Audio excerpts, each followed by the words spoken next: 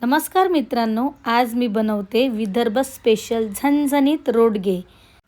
तर मित्रांनो, रोडगे हे आपल्या गावाकडचा खरा देशी स्वाद असते बरं। मस्त गरमागरम रोडगे, त्यावर थोडंसं तेल आणि सोबत वांग्याची भाजी, वरण, त्या वरणावर थोडासा तुपाचा काटा। पहिला घास घेतल्यावर वांग्याच्या भाजीचा जो तिखटपणा असते ना आणि त्याची चव अशी लागते की एकदा ताट समोर आलं रे आलं की बस एक मिनिटही रावल्या जात नाही, असं वाटतं की कधी जेवण करतो आहे ना। असे हे मस्त विदर्भ स्पेशल रोडगे। तर तुमच्या इकडे काय म्हणतात रोडग्याले प्लीज कमेंट करून नक्की सांगा। आणि तुम्ही जर नवीन आपल्या चॅनलवरती असाल ना, प्लीज चॅनलला सबस्क्राईब जरूर करा, बेल आयकन जरूर दाबा, ताकी जे बी मी व्हिडिओ टाकेल ना तुमच्या मोबाईलमध्ये पयत येऊन जातील। चला या रोडगे खायला। नमस्कार मित्रांनो, स्वागत आहे तुम्हा सर्वांचं शीतल सुरवाडेच्या नवीन व्हिडिओमध्ये। तर मित्रांनो, आज आपण विदर्भ स्पेशल रोडगे बनवू। तर त्या रोडगेची रेसिपीसाठी काय करावं लागतं पहिले ना आपल्याला हे पीठ आहे ना, जे पीठ असते गहू कोणते बी चालतात बरं, पण जे पीठ असते ना हे पीठ या पिठाची हे पीठ आहे ना एकदम रव्यासारखं आपल्याला दळून आणायला लागते बरं। बारीक अजिबात आपल्याला आटा दळून नाही आणायला लागत। हे मस्त असं रव्यासारखं बघू शकता तुम्ही, हे बघा एकदम रवा कसा असते तसं हे पीठ आपल्याला दळून आणायला लागते, तेव्हाच हे रोडगे चांगले होतात। नाहीतर पीठ जरासं बारीक झालं ना तर रोडगे आपले हे जळतात। त्यासाठी आपल्याला पीठ ना रोडगेसाठी हे पाहिजे असं रव्यासारखं घ्यावं लागते। तर मित्रांनो, इथं ना मी 4 कटोरे असं हे पीठ घेतलं, तुम्ही शिल्लक बी घेऊ शकता। त्या दिवशी ना 7 किलोचे रोडगे होते। तर पीठ वगैरे घेतलं, तर पीठ अजिबात गाळून घ्यायची गरज नाही आहे, पीठ तसंच घ्यावं लागते बरं, अजिबातही गाळून घ्यायचं नाही। तर चवीनुसार थोडं मीठ घाला आणि आणखीन चव बेस्ट झाली पाहिजे, लागली पाहिजे रोडग्याची, त्यासाठी ना ओवा मस्त हातावर चोळून टाकायचा। तर मित्रांनो, पीठ मळवताना आहे ना थोडं पाणी टाकून हा आटा आपल्याला मळून घ्यायचा आहे। तर पीठ हे आपल्याला मस्त असं कडक पीठ असं मळून घ्यायचं आहे, तर त्यासाठी पाणी थोडं टाकावं लागते। तर मित्रांनो, आमच्या इकडे विदर्भामध्ये या रेसिपीला रोडगे म्हणतात, तुमच्या इकडे काय म्हणतात प्लीज कमेंट करून नक्की सांगा। तर मित्रांनो, असं मस्त घट्ट असा हा आटा लावून घ्यायला लागते, तुम्ही बघू शकता। तर मित्रांनो, आटा मस्त चुरून घेतला, तर आट्याचा एक गोळा घ्यायचा आहे। तो गोळा मस्त असा गोल करून मशाज करून मस्त असा गोल करून घ्यायचा आहे, कारण पहिले आपल्याला त्या रोडग्याची चकली बनवायची आहे। अशी मस्त हातावरच थोडीशी चकली बनवून घ्यायची अशी पतली, कारण मी ना इथं अर्ध्या किलोचा एक रोडगा बनवून राहिली आहे ना। तुम्ही याच्यापेक्षा छोटे बी बनवू शकता, पण खूप सारे रोडगे बनवायचे होते, त्यासाठी मी मोठमोठे आम्ही रोडगे हे बनवले होते। तर वर मस्त चकली बनवली। तर आता काय करायचं, त्या रोडग्यामध्ये आपल्याला ना छोट्या अशा चकल्या करून घ्यायच्या आहेत। मित्रांनो, तुम्ही बघू शकता अशा मस्त छोट्या चकल्या करून घ्यायच्या आहेत, आणि मग नंतर तो रोडगा आपल्याला पॅक करून घ्यायचा आहे। तर हे चकली वरून घेतली मी कवर, तर त्याच्या आतमध्ये तेल लावलं, तुम्ही तूप बी लावू शकता।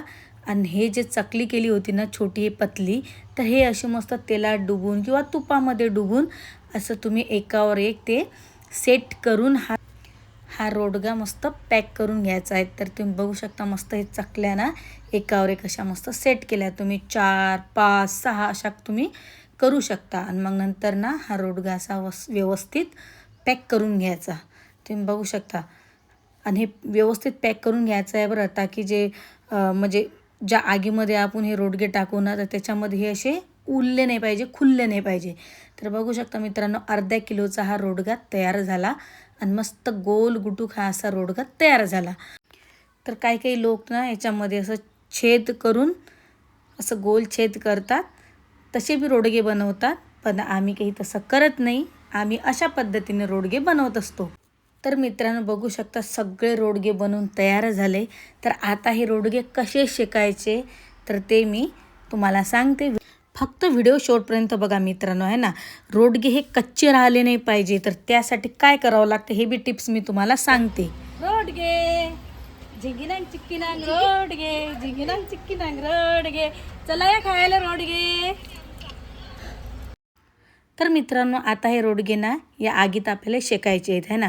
तर पहिले मस्त इथं असा छोटासा गड्डा खोदला, त्याच्यामध्ये मस्त गवऱ्या टाकल्या, गवऱ्या पेटवल्या आणि गवऱ्या विझल्यानंतर हे रोडगे आपल्याला याच्यामध्ये शेकायचे आहेत. तर बघू शकता मित्रांनो, सगळी आग शांत झाल्यानंतरच आपल्याला रोडगे हे टाकून घ्यायचे आहेत. जेव्हा आग राहते ना तेव्हा अजिबातही रोडगे टाकू नका.